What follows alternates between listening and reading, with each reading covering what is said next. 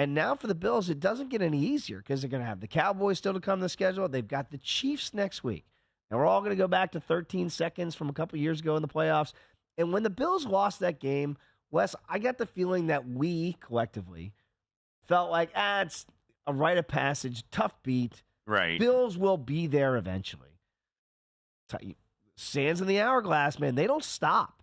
And all of a sudden, this incarnation of the Buffalo Bills, they don't feel light years away from that team that lost with 13 seconds to go to Kansas City. But now you go back to the scene of the crime. Since then, last year in the playoffs, kind of bowed out meekly against the Bengals. And now I don't know that this is a playoff team. It's funny. We joke about the committee. If it was on the eyeball test, the Bills would be in the postseason. Oh, yeah. But it's not the eyeball test. You got to win your way in. And I don't know if the Bills can do it. It does feel like a last hurrah game. So to me, if you really think the Bills, if you like the 3, it was opening at 3.5, came down to 3. The total, by the way, has dropped significantly as well to 48. I'd play the Bills' money line if you really think that the 3's the thing, because to me, that's not going to get them anywhere they need to go. They got to win out. And look, you'll remember the Bills very early in last season. I think it was week 6. They went to Arrowhead and beat Kansas City easily.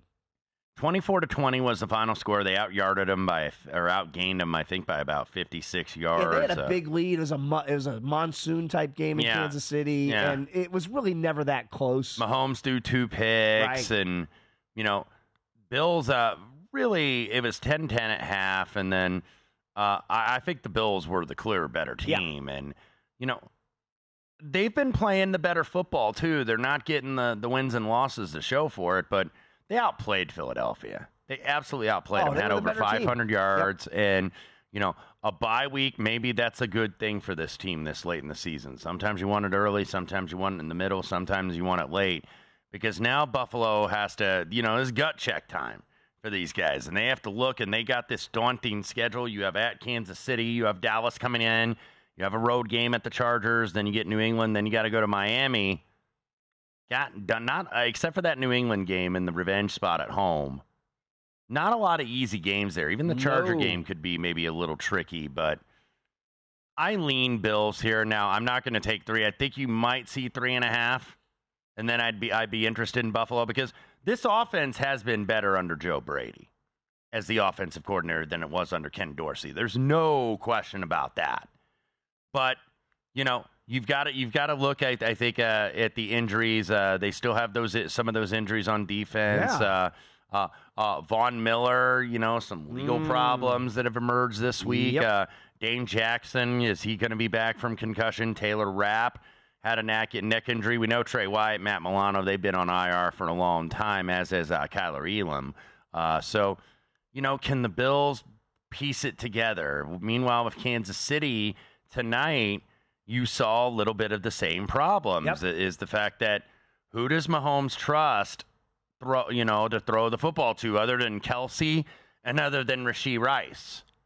The rest of the guys, Valdez-Scantling had 2 catches, but he only had 1 last week. So, he doesn't really trust Valdez-Scantling. He doesn't trust Sky Moore. Justin Watson didn't get a catch tonight. Noah Gray caught that short touchdown. Yep. But the receivers aren't getting open. No. It's Patrick Mahomes having to make plays and having to do so much. And, that he ended up not having a great game tonight. 21 of 33, 210, touchdown and pick.